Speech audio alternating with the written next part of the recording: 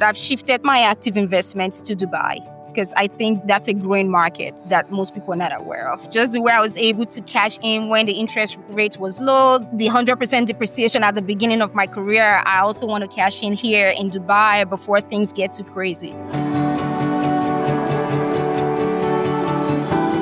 Welcome to Truly Passive Income. I'm Neil Henderson. And I'm Clint Harris. And today's guest is Dr. Gloria Esoimeme. She's an internal medicine physician with a master's in global health and a PhD in health services policy and management. She's also a negotiation coach who helped herself secure a 3-day clinical schedule at full pay. She's built a 7-figure real estate portfolio. She's recently expanded into Dubai. Her sweet spot is translating bedside communication skills into boardroom leverage so high-achieving women get paid, promoted, and protected from burnout. Dr. Gloria, we're so excited to have you with us today, especially all the way from Dubai. We really appreciate that. How are you today? I am doing excellent. Thank you for having me. I'm really excited about our conversation. Absolutely. Excited to have you here. So that was a quick intro. There's a lot to unpack here. You're very, very accomplished. Why don't you tell us a little bit about yourself, your journey into medicine, and how you got started in real estate? Okay, so I'm originally Nigerian. I did my med school in Nigeria, and then I moved to the US. Initial plan was to do my master's, do my PhD, and then go back home. But things changed. I had friends in the US who encouraged me to just go through and just do my residency and just get it done with, because I hadn't done residency training back home. And so that was a long time ago. So I stayed back in the US and then did my residency in internal medicine. That was after my PhD.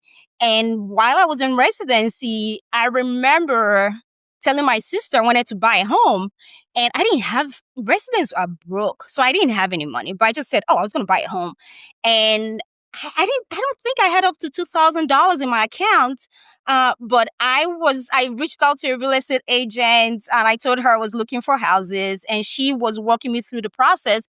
And then one day she said, "Oh, there's this program for physicians." I'm like, "Oh, what program is that?" She said, "Oh, it's a zero down process where if you're a physician, you don't have to put so much money down." I'm like, "All right, let's hear about that."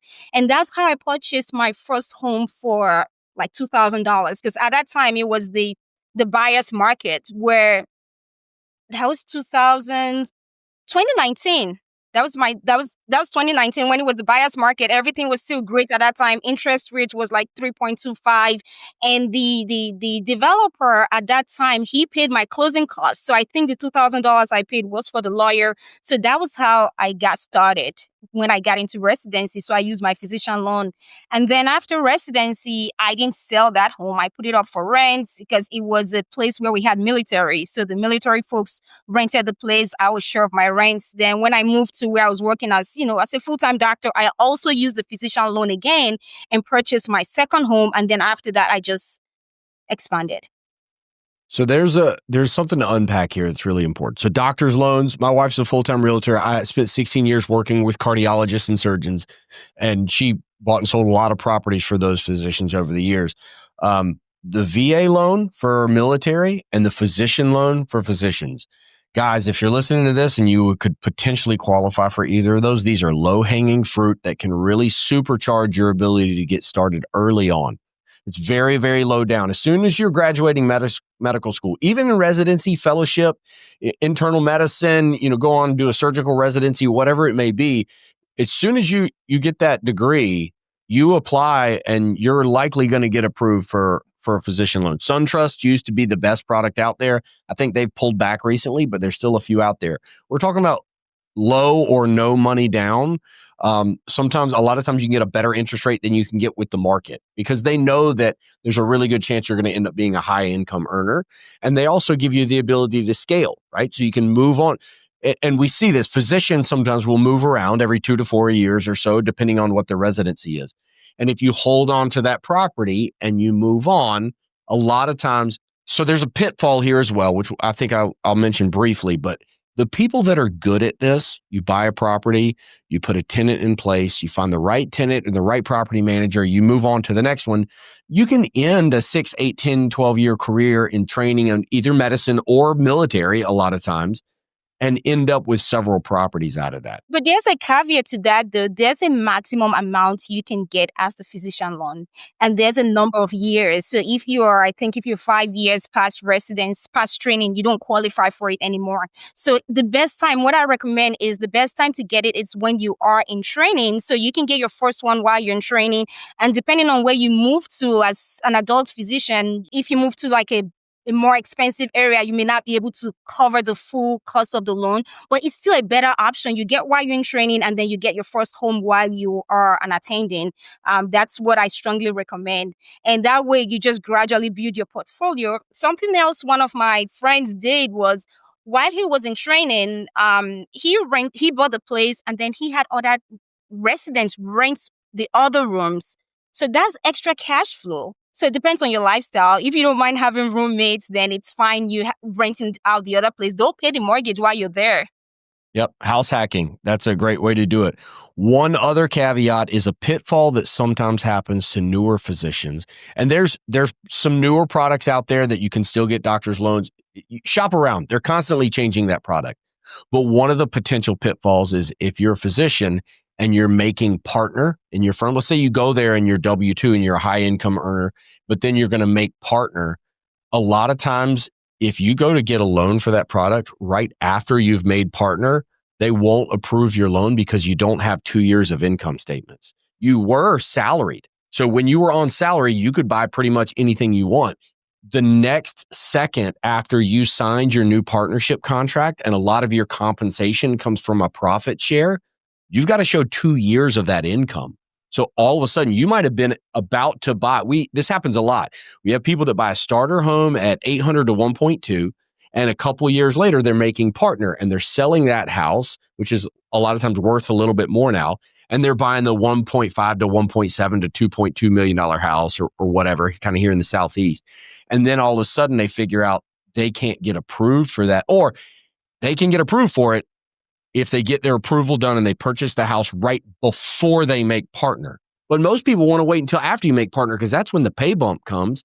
If you wait until you make partner, there's a good chance you just lost your contract and you're going to have to wait 2 more years before you can switch. So potential pitfall that a lot of people don't see coming until after it's too late. So didn't expect us to jump into the good stuff this early. So. Okay. All right. Before you guys move on, because I'm kind of playing catch up here. Gloria, you mentioned that there's a limit. And I know there is with the VA as well. Sometimes it's a total amount that you've got lended. There's also sometimes like a time limit of how often you can do it. What is the limit for a physician's loan, and how often can you do it? That's a really good question. So it depends on the bank and the relationship you've had with the bank. Obviously, I did mine with the bank, and it was a 2-year interval. So it was between 2019 and 2021 that I was able to use that loan. And then they also have restrictions on radius between both houses. So you can't have one house in one location and then like 20-mile radius from that, you want to get another one. They won't approve it. There has to be some distance to show you're actually moving from one place to another. And people have also used the physician loan for their second home. You could actually live in that same home, but you can get like a holiday rental, which is also a really good hack. You can get a holiday rental by the beach and then put the house out there and put it up as an Airbnb when you're not there. That you tell them that's your plan, that when you're not using the home, you plan to rent it out. That's something other people have done. And then the maximum, some banks will say like $1 million. That's the max you can do across a 5-year period. Some will go 1.5 million. I think also it might also have to do with the location. Like you said, the Southeast, I think they do 1 million. I'm not sure, but they'll have like a max you can go. Yep. Very niche product. So if it is available to you, I highly encourage you to educate yourself on it because it's a private product and it is constantly changing. Let's talk about that's how you got started in real estate, which I think is a brilliant way to do it. Hopefully sounded like you continued to scale that. How did you start your foray into short-term rentals, which it sounds like to me is your primary strategy? Is that right? No, I don't know. I think I'm into lots of primaries. So okay. So where I before I moved to Dubai, where I used to live was this small town, very lovely place called Albany, Georgia. So when I wanted to get my first property for the rental, my sisters, who they are like they kind of they keep me in check because I'm very daring. I think of an idea, I'm like, oh, I'm going to do that. So they act as my checks, they check me. So there's that check and balance. And they said, so how are you sure you're going to you want to use this place as an Airbnb? And at that time, cash flow that was not my reason for getting the Airbnb, because if it's cash flow, because the energy it takes to run an Airbnb when you're just starting, when you don't know how to run it, it's a lot. And then because I can work like one shift in the hospital and I would make that money easily what I would make in a month. My reason for going into the Airbnb was more for tax savings. At that time, we had the 100% bonus depreciation. So I'm like, okay, this will be my way of saving. So I'm like, okay, every year I'm going to get a new one that I'm going to push out in the market so I can depreciate that home and then get some of my taxes back. So that was my strategy. And so looking at Albany, I said, well, it's a small place. I'm not sure if people are going to want to use this place, but I'm still going to go ahead and do it, because what I asked myself was, what's the worst that could happen? The worst that could happen is I would not have anybody come in. It would be empty. If it's empty, am I going to want to kill myself? No. Can I afford to pay the mortgage? I can. Will I feel bad? Yes, I will feel bad. I can run it for a year, test run it. If it doesn't work out, then I can close it. So that was my strategy going in. Some people may say that's not smart. Some people would sit down and do the numbers. My sister, she's an accountant, so she does numbers for me. And I have other people who do numbers for me, but I'm not a numbers person. I'm a big picture person. Like, okay, how does this work? All right, I have all of that planned, and I give it to my numbers people. Then they tell me the worst that could happen, and I know what risk I can take. Then I make my decision based on that. And so I started the Airbnb, and to my surprise, there was no month I didn't have more than 50% occupancy in that small town. There's really nothing happening in Albany, Georgia, besides the biggest employer is a hospital. That's the biggest employer there. So it's not like a vacation spot, but it's done very well over the years. And then after like a couple of years, had so many systems that didn't work, I finally have a system that, even though I'm not there, I don't have a manager managing it, because that's the caveat for physicians who have a W-2 income. So for you to qualify as a real estate professional, to have that status so you can claim that in your taxes, you need to show that you're actively managing that short-term rental. So I didn't have a manager. I was running it myself. And initially it was crazy until I found people who I could trust. When I say people, it's more like the cleaners who I could trust to say, okay, they can go clean and clean right and, put things in place for me. That's when it became a lot easier, that even though I'm like, millions of miles away, I can still run my short-term rental. All right, Dr. Gloria, we got some stuff to unpack here. I had a conversation with Neil prior to this call, and I said, if she's as sharp as this certainly makes it sound like she is, I guarantee what's happening here is that she's doing the cost segregation study. She's harvesting the accelerated depreciation to offset her high earning income as a physician. And so the reality is there are short-term rental deals that will pencil for her that don't pencil for other people, because it's not a cash flow play, it's a depreciation play. And I want to unpack that a little bit for the listeners. So until recently, I had 14 Airbnbs. Now I've got one was a quadplex that we just recently sold, so I'm down to 10. I also co-own a property management company that manages another 75. I house hacked for years in a duplex.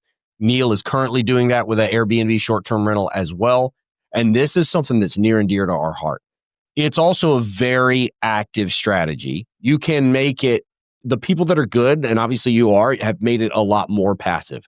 But in my opinion, the only thing more active than Airbnb is house flipping, because it's so transactional. Airbnb, you're going to have 6 to 8 to 10 tenants per month.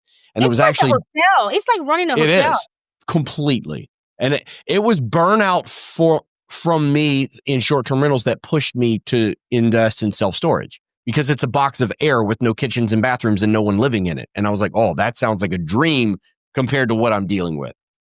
But I want to unpack what I think you're doing, and which I think is very intelligent if I'm right about it. And I want you to tell me if I'm wrong.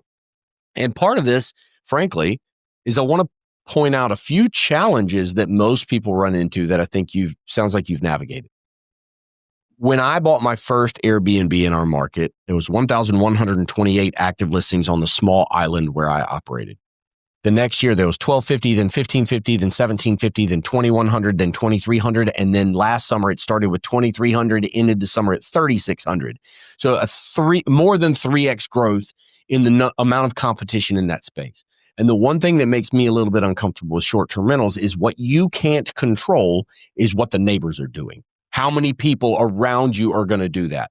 Now, sounds like you started in a niche market. We actually know Albany, Georgia. We had a project there. We were going to convert a self-storage building in Albany. We ended up backing out because of a lot of competition coming around that area right up by the lake. But we know the area, and it is exactly what you said. Not an area you would expect to do well as a short-term rental. But because there's probably so few of them, and a lot of people are using them for utility, and they're using it just in place of a hotel, or they're going to visit family or what. Families that are in the hospital. Yeah. I've rented an Airbnb in a farmhouse in Centerville, Maryland before, like tiny little town. The most guests I've had are people who are maybe construction workers. Okay. There are a lot of construction workers and a few people visiting family, some are for work, which I think is the part that shocked me the most was the construction workers. Sometimes you're there for weeks on end because they're working on construction. So that's a big market. And when I started, there were not a lot, but it's Airbnb. It's increasing every day. Like I look in the market, I'm like, wow, there's one new Airbnb popping up every day. But when I started, it was not a lot of people out there. So that doesn't matter as much to you as it does to a lot of people because, yes, of course you want to make cash flow, but you're a high income earner W-2. So your time is worth a lot. So it doesn't make sense for you to go do a lot of this smaller management stuff just for the cash flow.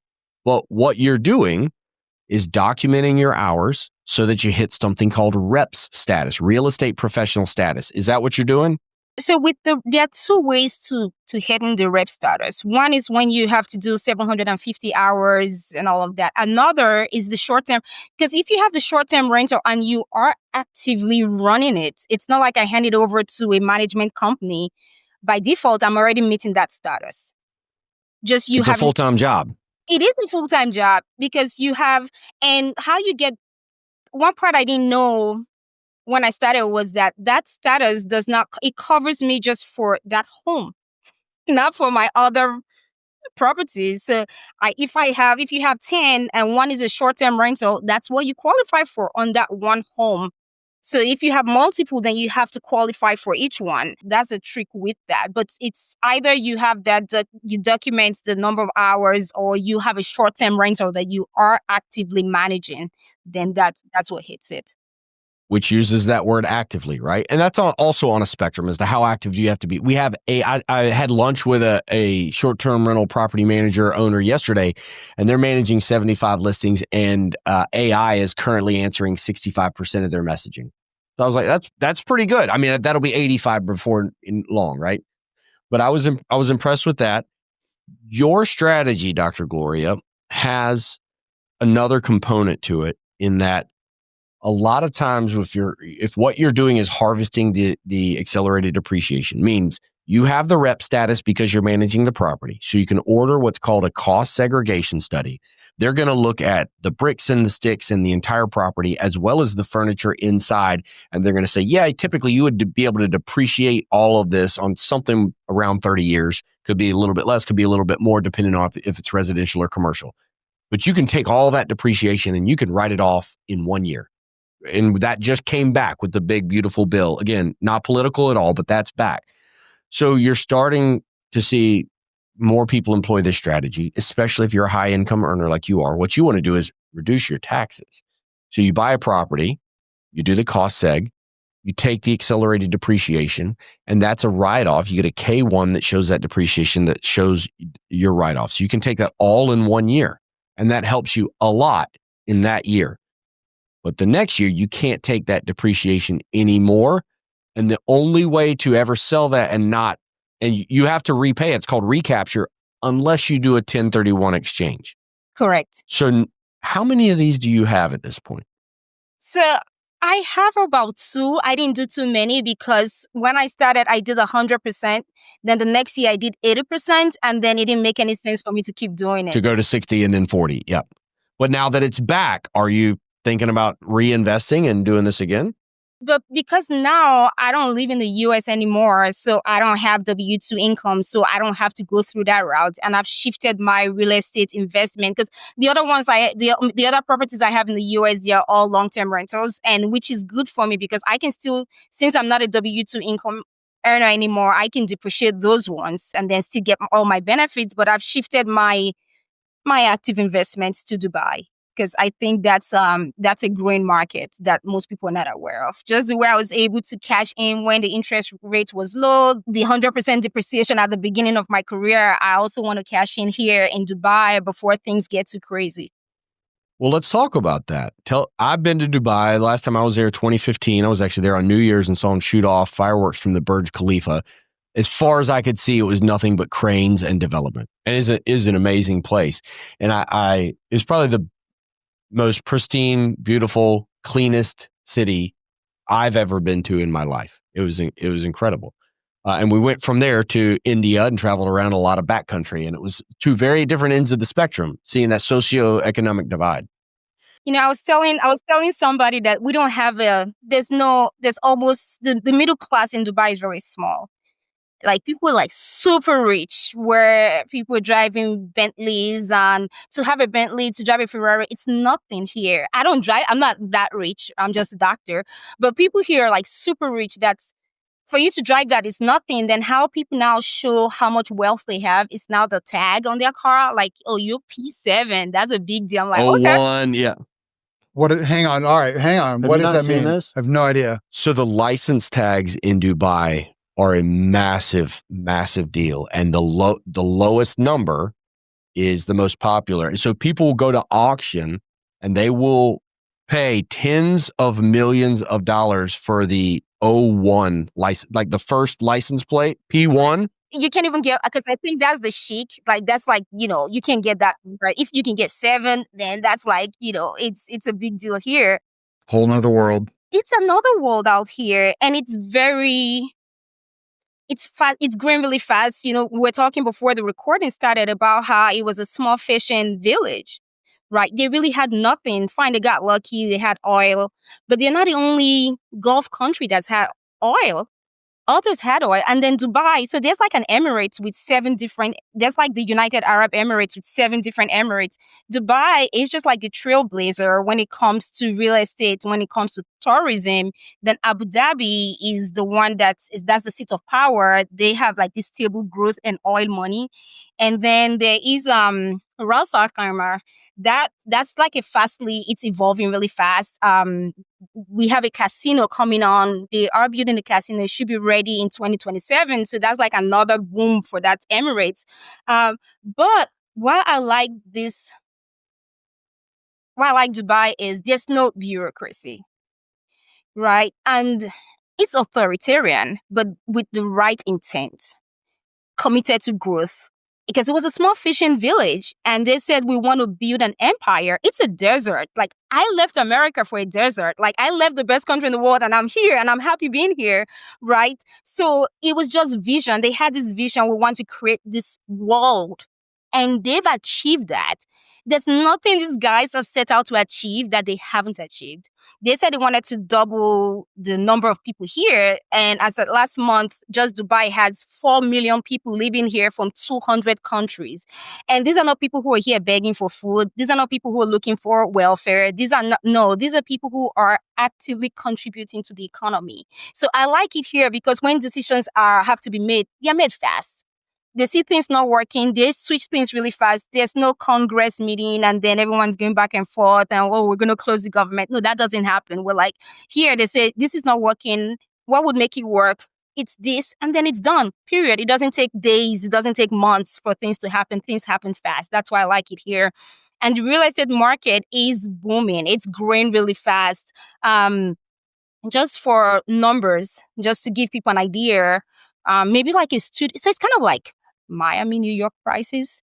So maybe like a studio, the average studio would go for like $220,000. And then maybe like a 1 bedroom, depending on how luxurious they choose to furnish. Because some of the developers, they would say, oh, it's all luxury. It's, they could say, oh, it's Mercedes that's building this whole build. I'm like, Mercedes? Yeah, that's what happens here. So they could have all the furnishing, or they could just choose a designer, and then that design, like Versace would design the whole building, and it's a Versace building. So they have stuff like that. So it varies, but just like maybe like the entry point would be like $220,000. And what's interesting, just to go back to the cranes you saw, most of the buildings you buy, it's in quote a dream because it does not exist. There are buildings that exist, but because so much construction is going on, and with real estate, in my opinion, you get the best deal when you buy at a low amount. Once you buy low, then that means you're going to win when you have capital gains. So you buy when it's still in construction. So that's when you put and then they have like different payment plans. They could say, okay, you can pay 30% while it's still in construction. And then when you're done, you pay the other parts. The only difference, the drawback here is that it requires a lot of upfront cash to get into the market. You need cash to get into the market. And their mortgage system is not as developed as ours, where there are different ways you can navigate to get loans in the US. That system is not that developed here because they have so many people bringing in cash from all over the world to this place. So yeah. Have you run into challenges as you're looking to invest there? Any specific challenges that you're going to face as a woman that might make it more difficult for you or somebody showing up with capital from anywhere? So as female, not really. It's this place. So Dubai is just full of surprises. You would think as female, I would have all these challenges. No, because I teach women how to negotiate.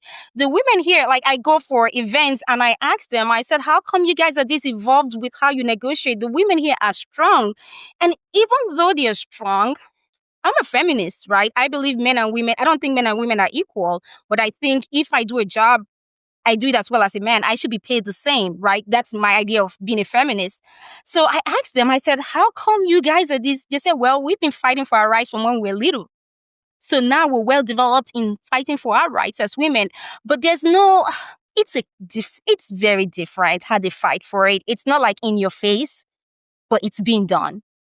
So I've not faced anything as female, any challenge as female. If anything, I've had more support just being female. And because I have a podcast. So one of my podcast guests, actually, he said some of the females in his field, they get paid more than men. About time, right? Finally. It should be equal. They should get paid. Yeah.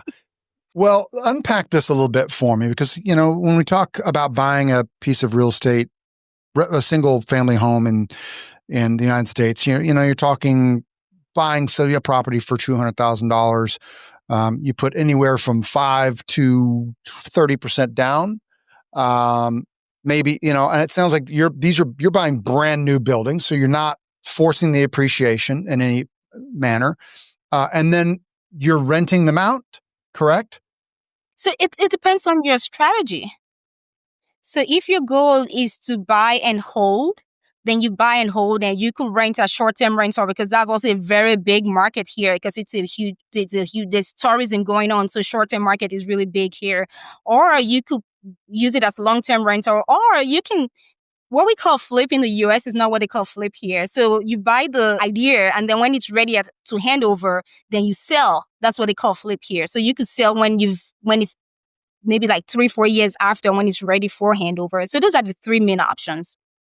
So if you buy something there, like say you buy something for like $400,000, are you people able to hit the 1% rule? Like, is it going to rent for $4,000 a month, or is it going to rent for like $6,000 to $8,000, $10,000 a month? So here, on average, you get like 8% return on investment when you rent long term. Okay. Yeah. So I grew up in Las Vegas. I remember 2005 in Las Vegas. I bought my first home. The real estate in Las Vegas was booming. We had cranes everywhere. We had new developments popping up everywhere. And people from California were coming into Las Vegas and buying 4, 5, 6 homes that were under construction and flipping them once they were done. Now, it's a great strategy when everyone is looking to buy and they're coming in. The moment that turned, suddenly you had entire neighborhoods in Las Vegas that were ghost towns. There would be a community of 2,000 houses, master plan, brand new, beautiful homes. And there's one family living in that 2,000, and the rest are all owned by investors who are losing their shirt. So I love it. I love that Dubai sounds exciting, sounds great. It also, like, the risk hairs on the back of my neck are also standing up. How do you manage the risk? So for me, what I look at is I look at history, then I look at the present, that helps me to project the future. And all the things the government has promised to date, they've kept their word to it. And their goal is to double the population by 2030. And they've hit the mark so far. And whatever strategies the government has to put in place, because most of the money they make is from investors. It's from outside people coming in here to invest here. And they want to keep that going. So they will do whatever needs to be done to make people keep moving to Dubai. Like before, if you moved to Dubai, it was just so hard to get a visa. But now they made it so easy that if you come in, you can stay easily. They started the golden visa. There's a golden visa thing going on where if you invest 2 million dirhams, which will be about $550,000, then you can apply for that 10-year visa. Then it's easier for you to be here. And then before, if you were going to start a business, then you had to partner with a local and they would have a big percentage of that business. But they saw that that wasn't helping investors, so they stopped that. My confidence in Dubai is the leadership, not necessarily just the pure business plan. The business plan would make me really nervous, but the leadership is making me more confident in the business plan. All right. I also will add that, an example that pops to mind is the World Cup every 4 years. If you look at the salary of what some of these guys are making for a sport that is very under the radar for here in the US, it's eye-popping, and it's because it's global money. It is a global economy it's the most popular sport in the world, global perspective, and you start to realize, maybe our tiny little corner of the world over here in the US isn't as important as we think we are, as most Americans seem to think that we are, right? Pompous windbags. But the point is, like, this is a global perspective, global economy, and even in the Emirates where they are, like she mentioned, Abu Dhabi is a booming metropolis and a lot of things are happening there. Nothing has been growing as fast as Dubai. And I understand your trepidation because it's limitless desert. There is no socioeconomic barrier or geographic limitation to how far you can grow and keep building city. But the money's there. The oil money is there, the global perspective, and the ability for the leadership to be nimble, to do what's best to draw in more money is something that I think that is a little bit different than one nation and one economic situation that caused the downfall of all of 2008. And that did have global ramifications. I'm not saying it didn't, but she's right. A nimble leadership, a high velocity growth trajectory, honestly, the ability to steer the ship quickly because it's a little more it's on the authoritarian side, right? There you have someone steering the ship and they don't have to go through Congress or Senate or anything else to make decisions. There's good and bad to that, right? And I think it makes a good point. So, Dr. Gloria, this conversation went in a different direction than I thought it was going to when we started. Is that good or bad? I think it's great. Yeah. I'm glad to connect with you. You have a global perspective. I love that. So it's great. For the sake of your time and our listeners, we'll start wrapping it up here. I want to ask you a question that we ask all of our listeners. And we used to ask, like, what's your favorite book? But that's not what I want to go with here. You speak with a lot of people. You do a lot of coaching. You speak with women about negotiations. You speak with patients, and you have a bedside manner there that is extremely important from the sake of empathy, but you're also on the business side of things. So you got good intelligence and financial acumen there. So I have no idea what direction this answer is going to go in. But the question is this: instead of a favorite, what we're asking is there a book or a resource that you find yourself referencing and recommending to friends, family, or people that you're coaching more than anyone else? That's tough to answer. And I'll tell you why. Because I'm Christian. And the Bible is the foundation for my life. That's the book I read. I read the Bible every day. I meditate on the Word of God. So that's my number one book in the world. Then the next book I would recommend, because not everyone is a Christian, I understand that. It's How to Make Friends and Influence People. That's a really good book everyone should read. So those are my two number ones. Listen, if you're a Christian, that should be top of your list. And I don't think anybody else has said that in 145 episodes. So good for you. And saying that, in the country where you are, like that, it takes guts, right? You have to have courage to say that in a country it's a Muslim country. So that's amazing. Good for you. And it's, you got one book there that in some situations, especially in that country, may ostracize people. And the other book that you love is one of how to influence and endear people and bring them to you. So I think that's a great balance. Once again, a surprising answer that I didn't see coming. Well, Dr. Gloria, I think we'll wrap it up there. I want to tell you, I appreciate you coming on. Thank you for your perspective. Thank you for what you're doing for the people over there. I'm sure that they're glad to have you. And thank you for your willingness to come on and share with us today. It's been an absolute pleasure talking to you guys. Thank you so much for listening and watching the Truly Passive Income podcast. If you liked the show, if you think it would be useful for someone else, the greatest compliment that you could give us would be to share the episode, leave a comment down below, or leave us an honest review. If you have any questions, don't hesitate to let us know down below. And remember, with truly passive income comes freedom of time, place, and the freedom to pursue your higher purpose.